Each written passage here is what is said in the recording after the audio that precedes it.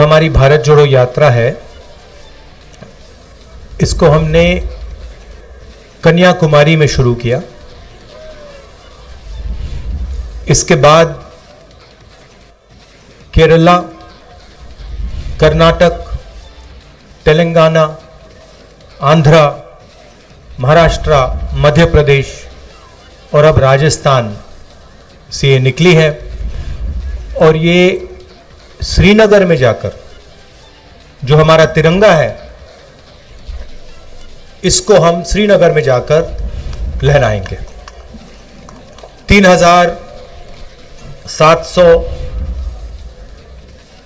3,800 kilometre की बीच की दूरी है। शुरू किया था तो हम सबको लगा था कि ये काफी मुश्किल सफर होगा, आसान नहीं होगा। 3,700 किलोमीटर चलना आसान नहीं होता है। पहले धूप थी, बारिश हुई, आंधी आई, अब थोड़ी ठंड हो रही है। मगर अजीब बात यह है कि ये सफर मुश्किल नहीं है, काफी आसान है। आप हमारे यात्रियों से पूछिए, जो भी इस यात्रा में चल रहा है, 25-26 किलोमीटर हम चलते हैं, 7-8 घंटे चलते हैं, मगर थकान किसी को नहीं होती। और शुरुआत से मैं सोच रहा हूं ये इसका कारण क्या है। आमतौर से 5-10 किलोमीटर चलते हैं, थकान हो जाती है, मगर इसमें हम 25-26 चल रहे हैं और थकान नहीं हो रही है। इसका कारण है कि आप लोगों ने, हिंदुस्तान की जनता ने इस यात्रा को अपना प्यार, अपना समर्थन और अपनी पूरी शक्ति दे दी है। और आपने हमारी मदद की है, हमारा काम आसान बनाया है।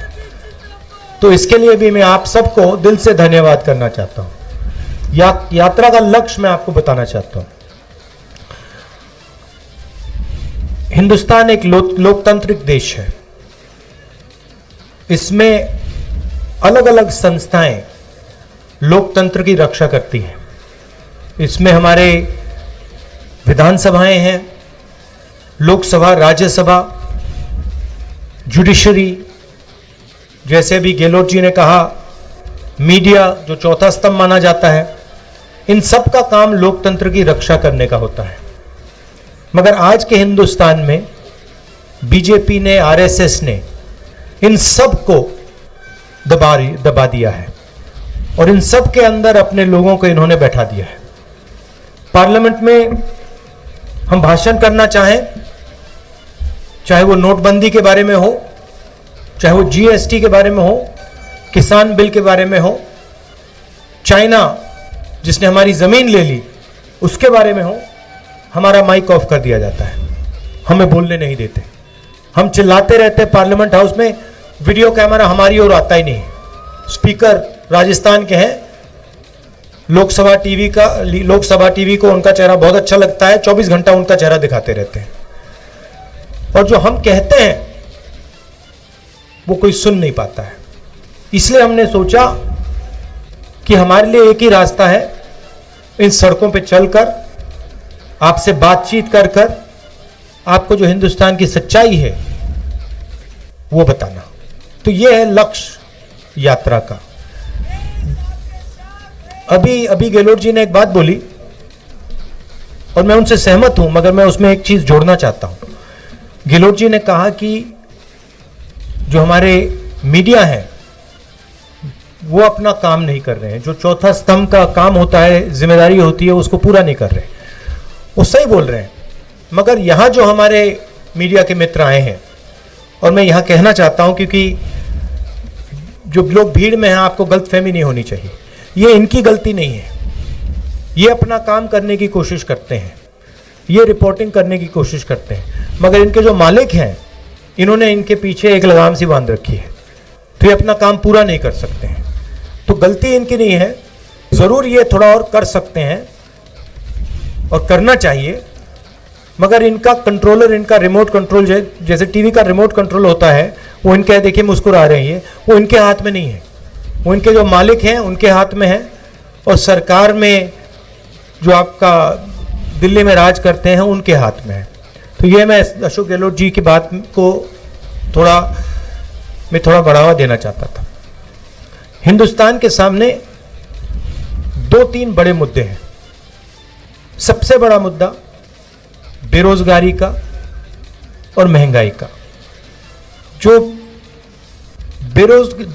रोजगार देने का सिस्टम है, वो जो स्मॉल और मीडियम बिजनेस चलाते हैं, जो छोटे व्यापारी होते हैं, वो लोग देते हैं रोजगार। जो अरबपति होते हैं, 3-4 अरबपति हैं हिंदुस्तान में, वो रोजगार नहीं देते। और जब नरेंद्र मोदी जी ने नोटबंदी की और जीएसटी, गलत जीएसटी लागू की, तो जो छोटे व्यापारी हैं, जो स्मॉल और मीडियम बिजनेस चलाते हैं, जो देश को रोजगार देते हैं, उनकी रीढ़ की हड्डी टूट गई। और सच्चाई आज ये है कि देश अगर चाहे भी अपने युवाओं को रोजगार नहीं दे सकता। तो सबसे बड़ा मुद्दा देश के सामने यह है। दूसरा मुद्दा महंगाई है। इंटरनेशनल मार्केट पे पेट्रोल और डीजल के दाम ऊपर जाएं या नीचे जाएं, हिंदुस्तान में पेट्रोल और डीजल के दाम ऊपर ही जाते हैं। चाहे कुछ भी हो जाए, इंटरनेशनल मार्केट में तेल के दाम गिर जाएं, मगर उसका फायदा हिंदुस्तान के गरीब लोगों को नहीं मिलता। फायदा 3-4 बड़े उद्योगपतियों को मिलता है। आपको याद होगा यूपीए के समय पेट्रोल के दाम 60 रुपए के थे। याद है आपको? याद है? ठीक है, 60 रुपए के थे। आज क्या है? आज 107 रुपए। तो आपको यह सवाल पूछना है कि ये जो पैसा है जो आपके जेब में से निकल रहा है, ये कहां जा रहा है? ये किसकी जेब में जा रहा है? ये देखिए भैया, देखिए, आपको ये सब व्यापारियों के जेब में नहीं जा रहा, क्योंकि जीएसटी नोटबंदी ने व्यापारियों के जेब में से पैसा निकाला। ये चुने हुए 2-3, 5 लगा लो, ये 4-5 उद्योगपति हैं हिंदुस्तान में। इनको सब एयरपोर्ट मिलते हैं, रेलवेज इनको मिलेगी, प्राइवेट ये BHEL, HEL, ये सब जो सरकारी कंपनियां एक एक करके इनको मिलेंगी। इंफ्रास्ट्रक्चर का काम ये करते हैं, अनाज का स्टोरेज का काम ये करते हैं, बिजली का पावर जनरेशन का काम ये करते हैं। तो सारा का सारा फायदा इन्हीं 4-5 लोगों को जाता है। आजकल प्रधानमंत्री जी सेना की बात करते हैं। जो भी कॉन्ट्रैक्ट्स, हथियार के कॉन्ट्रैक्ट्स हैं, वो सारे के सारे इन्हीं 4-5 लोगों को जाते हैं। तो पूरा का पूरा फायदा 4-5 लोगों को हो रहा है। वो लाखों करोड़ रुपए कर्जा ले सकते हैं, उनका 1 सेकंड में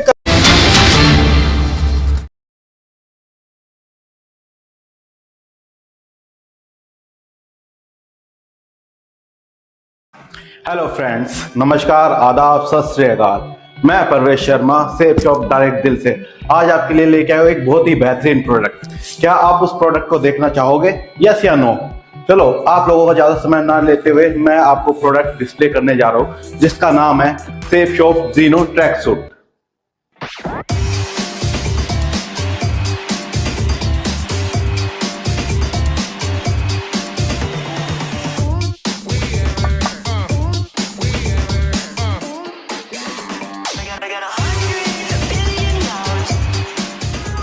तो दोस्तों, कैसे लगी आपको ये हमारी वीडियो? चलिए दोस्तों, अब हम बात करते हैं मैन और वुमेन रेंज के बारे में। फर्स्ट हम इंट्रोड्यूस कराते हैं आपको वुमेन रेंज के बारे में। ट्रैक सूट में हमारे पास टोटल 4 कलर्स अवेलेबल हैं। ब्लैक एंड पिंक कलर, जैसे कि आप सभी देख सकते हैं कि ब्लैक एंड पिंक कलर मैंने पहना हुआ भी है, जो कि कितना स्मार्ट एंड स्टाइलिश लुक दे रहा है। इसी तरह से हमारे पास black and yellow colour, black and light grey colour, navy blue and purple colour भी हैं। इसी तरह से ट्रैक सूट के हमारे पास सभी साइजेस अवेलेबल हैं। हमारे पास स्मॉल, लार्ज, मीडियम, एक्सेल और डबल एक्सेल, सारे साइजेस अवेलेबल हैं। चलिए दोस्तों, आपने अभी देखा वुमेन रेंज के बारे में, ऐसे ही हम आपको मैन रेंज के बारे में बताते हैं। मैन कलर रेंज में हमारे पास अवेलेबल है 4 डिफरेंट कलर्स। जैसा कि आप देख पा रहे हैं, एक गुड लुकिंग कलर मैंने पहना है ब्लैक एंड ग्रे। हमारे पास इसके अलावा 3 कलर और अवेलेबल है, green olive, navy blue and blue and black. Man range की बात करें तो इसमें हमारे पास 4 साइजेस अवेलेबल हैं, medium, large, double XL and XL. चलिए दोस्तों, अभी आपने देखा मैन और वुमेन रेंज के बारे में, जिसमें आपको डिफरेंट कलर और साइजेस के बारे में बताया गया था। अब ऐसे ही और आपको एक्सप्लेन करने के लिए, इसके प्रोडक्ट की और अधिक जानकारी देने के लिए मैं अपने साथ आप बुलाना चाहूँगा कवलजीत कौर को। Welcome ma'am. फर्स्ट हम बात करते हैं अब इसके मैन्युफैक्चर के बारे में। अगर हम इसकी मैन्युफैक्चरिंग की बात करते हैं तो मैन्युफैक्चरिंग करवाई जाती है one of the leading partner Style Hunt Fabtex से, जो कि कॉन्ट्रैक्ट मैन्युफैक्चरिंग करते हैं रेमंड के लिए, मॉन्टे कार्लो के लिए और रॉकेट बैंड के लिए। सेम इसी तरीके से वो हमारे लिए कॉन्ट्रैक्ट मैन्युफैक्चरिंग करते हैं हमारे जेनो ब्रांड के लिए। जेनो ब्रांड सेफ शॉप का अपना ब्रांड है, जिसके लिए कॉन्ट्रैक्ट मैन्युफैक्चरिंग वो कर देते हैं हमें। चलिए दोस्तों, हम बात करते हैं इसके फैब्रिक के बारे में। अगर हम इसके फैब्रिक के बारे में बता रहे हैं तो इसका फैब्रिक जो है बाकी ब्रांड से अलग करने के लिए हमने इसमें बाई स्टच 4 साइड फैब्रिक यूज किया गया है। जैसा कि आप देख सकते हैं कि इसका स्टच 4 साइड है, इस तरफ भी और इस तरफ भी। नॉर्मल ब्रांड्स में क्या किया जाता है कि फैब्रिक को 2 स्टच यूज किया जाता है, बट हमने यहाँ पे 4 स्टच यूज किया गया है। और इसके लिए हमने इसका ब्रीथेबिलिटी फैब्रिक यूज किया है, जो कि आपको एक्सरसाइज के टाइम पे पूरा मतलब घुटन टाइप नहीं फील होने देता है। और अगर बात करते हैं उसके एंटीस्टैटिक के बारे में, एंटीस्टैटिक इसलिए यूज किया गया है ताकि इसमें आपकी एक्सरसाइज के टाइम में आपको कुछ करंट या कुछ जैसे एक इलेक्ट्रिसिटी से प्रोड्यूस होते वो नहीं होगा। चलिए दोस्तों, ऐसे ही हम बात करते हैं इसके डिजाइन और कलर्स के बारे में। डिजाइन की बात जब हम कर रहे हैं तो डिजाइन पे बहुत ज्यादा वर्किंग की गई है इसके डिजाइन पे। अगर हम इसके जिप की बात करते हैं तो आइका की जिप यूज की गई है ताकि आपको एक जिप में कंफर्ट लेवल फील हो। और इसकी जो पॉकेट्स की बात करते हैं तो पॉकेट्स में भी हमने साइड जिप लगाई है। ये देखिए, जैसे आप देखेंगे ये सेफ एंड सिक्योर रखती है आपकी वैल्यूएबल्स को जब आप एक्सरसाइज करते हैं। और सेम इसी तरीके से इसके लोअर में भी जिप लगाई गई है ताकि आप अपनी वैल्यूएबल आइटम्स को एक्सरसाइज के टाइम पे सेफ रख सकें। जेनो जिप जैप और जेनो एक्टिव वेयर की फुल रेंज आपको अवेलेबल है www.safeshopindia.com पे। 3 डिजाइन तो आपको यहीं पे दिख रहे हैं, बाकी डिजाइन आपको वेबसाइट पे अवेलेबल हैं। जल्दी से इसकी शॉपिंग कीजिए ताकि इसका स्टॉक ना खत्म हो जाए। इसी के साथ हम आप लोगों से विदा लेते हैं और नेक्स्ट टाइम हम आपके लिए दोबारा से एक नई वीडियो और एक नए प्रोडक्ट के साथ आएंगे। नमस्कार।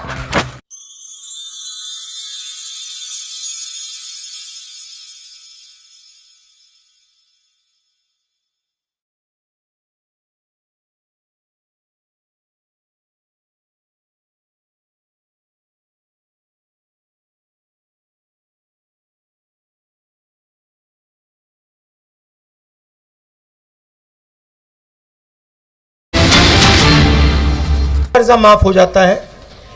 और अगर हमारा किसान 50,000 रुपए का कर्जा माफ करना चाहे, 1 लाख रुपए का कर्जा माफ करना चाहे, तो ये लोग उसका कर्जा नहीं माफ कर सकते। हमने आपसे वायदा किया था, आपको याद होगा कि किसानों का कर्जा माफ होगा, याद है आपको? किया ना? तो जो हम कहते हैं हम करके दिखा देते हैं। हमने कहा था किसानों का कर्जा माफ होगा। 22 लाख किसानों का कर्जा माफ किया। आज हम चाय पी रहे थे सुबह, किसान के घर में हमने चाय पी। किसान आया, मुझसे गले लगा और मुझसे कहा कि राहुल जी, आपने हमारा कर्जा माफ किया, आपने हमारी जिंदगी बदल दी, इसलिए मैं आपको दिल से धन्यवाद करता हूं। और ऐसे 22 लाख लोग हैं, 22 लाख लोग हैं। 8 लाख किसान हैं राजस्थान में जिनको बिजली का बिल देना नहीं पड़ता, 1 रुपया नहीं देना पड़ता।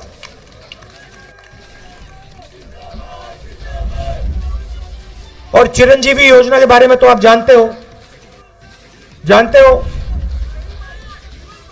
28 लाख बेनिफिशियरीज को 10 लाख रुपए का बीमा, कोई भी बिल्कुल फ्री, कोई भी ऑपरेशन करवाना हो दिल का ऑपरेशन करवाना हो, कैंसर का इलाज करवाना हो, ट्रांसप्लांट करवाना हो, राजस्थान में आपको फ्री में करवाते हैं हम लोग। और पहले गांव में मनरेगा होती थी। राजस्थान पहला स्टेट है जहां पे अब शहरों में हम मनरेगा जैसी योजना लाए।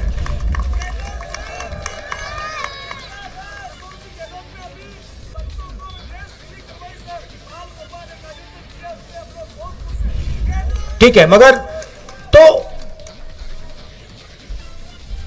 तो हम जो कोशिश कर सकते हैं, ये काम हमने छत्तीसगढ़ में भी किया, मध्य प्रदेश में भी किया, पंजाब में भी किया था। हम जो कर सकते हैं हम करते हैं। मगर दुख की बात है कि जो दिल्ली की सरकार है वो गरीबों पर, छोटे व्यापारियों पर, किसानों पर, मजदूरों पर 24 घंटा आक्रमण करती है। मैं आपको एक और उदाहरण देता हूं, आपके स्टेट का उदाहरण देता हूं। यहां पे आपका सिंचाई का प्रोजेक्ट था, 13 डिस्ट्रिक्ट्स में पानी देने का, ERC सॉरी, ठीक है, ईस्टर्न राजस्थान कैनाल प्रोजेक्ट, जिससे 13 डिस्ट्रिक्ट्स को सिंचाई का और पीने का पानी मिलता। स्टेट की सरकार ने 9,500 करोड़ रुपए इस प्रोजेक्ट के लिए अलग रखे। अब प्रधानमंत्री ने वायदा किया था कि इसी प्रोजेक्ट को वो नेशनल प्रोजेक्ट बनाएंगे। कितनी बार किया था वायदा? 2 बार अपने भाषणों में हिंदुस्तान के प्रधानमंत्री ने राजस्थान के 13 डिस्ट्रिक्ट्स को वायदा किया था कि ये जो सिंचाई का प्रोजेक्ट है इसको हम नेशनल प्रोजेक्ट बनाएंगे और जल्दी से जल्दी इसको हम पूरा करेंगे। उन्होंने उसको कैंसिल कर दिया और अब जब राजस्थान की सरकार अपने पैसे से प्रोजेक्ट को बनाना चाह रही है तो हमारी सरकार को प्रोजेक्ट बनाने से रोक रहे हैं। तो यह है हालत। और नफरत और हिंसा के बारे में तो आप हर रोज देखते हो। देश को बांटने का काम करते हैं, भाई को भाई से लड़ाने का काम करते हैं, नफरत फैलाते हैं। तो ये 3 लक्ष्य हैं यात्रा के। नफरत और हिंसा के खिलाफ खड़ा होना, बेरोजगारी, महंगाई के खिलाफ खड़ा होना, और जो हमारे गरीब लोग हैं, किसान हैं, मजदूर हैं, छोटे दुकानदार हैं, बेरोजगार युवा हैं, उनकी बात सुनना और समझना। देखिए, अभी मैंने 10 मिनट भाषण दिया है। गहलोत जी ने 5-7 मिनट बोला, सचिन ने 5-7 मिनट बोला। सुबह 6 बजे से हम पैदल चल रहे हैं, घंटों चले हैं। हम बोलते नहीं हैं, हम आपकी बात सुनते हैं। हमारे पास जो भी आना चाहता है आ जाता है, चाहे वो किसान हो, युवा हो, माताएं बहनें, मनरेगा के मजदूर, छोटे दुकानदार, जो भी इन सड़कों पे हमसे बात करना चाहते हैं आ सकते हैं, आ जाते हैं। देखिए, ये लड़की हाथ उठा रही है, इससे जाके अभी हम बात करेंगे। जो भी बात करना चाहता है आता है, हम प्यार से उनकी बात सुनते हैं, 7-8 घंटे सुनते हैं और फिर अंत में अपनी बात 15 मिनट के लिए रखते हैं। आपने इतना समर्थन दिया, इतना प्यार दिया,